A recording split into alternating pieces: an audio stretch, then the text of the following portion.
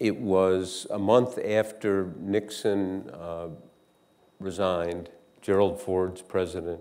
He went on television early on a Sunday morning to announce that he was giving Nixon a full pardon for Watergate. Now, of course, he went on early Sunday morning hoping no one would notice.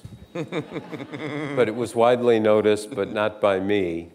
And I was asleep in a hotel room in New York, and Carl called me up, and he said, "Have you heard?" And I said, "I haven't heard a thing." And Carl, who really knows how to say what has occurred in the fewest words with the most drama, said, "The son of a bitch pardoned the son of a bitch."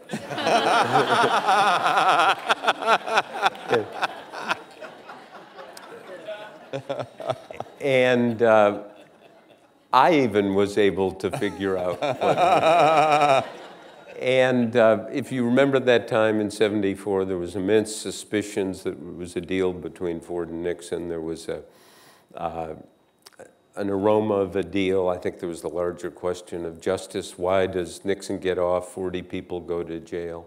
And quite frankly, I thought and pretty much concluded there's something smelly about this and what happened. And I think you can look at history, and in fact, in '76, when Ford ran against Carter, perhaps he lost because of that pardon.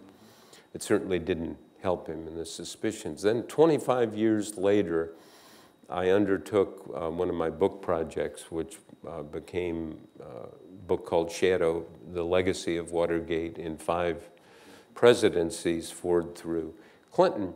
And I called Ford up, and I'd never met Ford, never interviewed him, and said I'd like to talk to him about the pardon, figuring he'd want to, hang up the phone and say, "I have a golf tournament." He said, "Sure." I remember sitting out in Rancho Mirage in his office, and I said, why? And he said, and this is the 30th time I'd asked the question, I think he said, "Okay, I'm going to tell you. I did not pardon Nixon for Nixon or me. I pardoned Nixon for the country."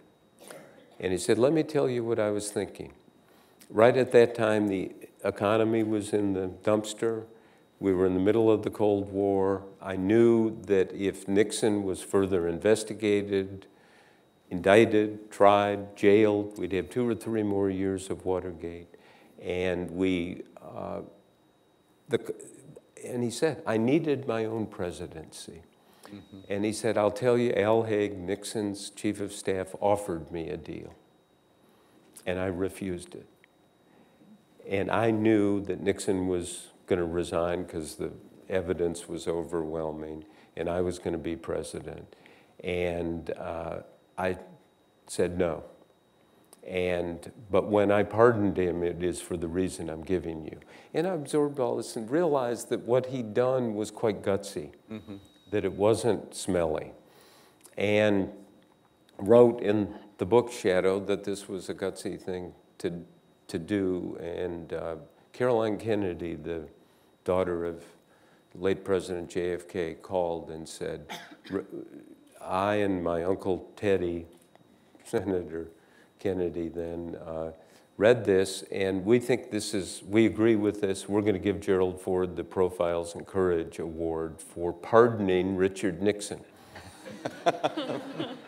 Yeah, and there at the Kennedy Library, a number of months later, was Teddy Kennedy saying, "At the time of the pardon, I called it almost a criminal act.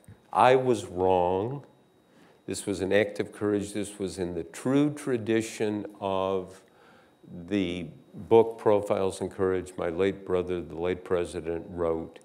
And there is Gerald Ford standing beaming, somewhat vindicated. And I'm watching this not with any feeling other than what a cold shower, what a dose of reality, because you're so sure something is this way, you subject it to 25 years of history, hopefully neutral inquiry, and it turns out to be the exact opposite.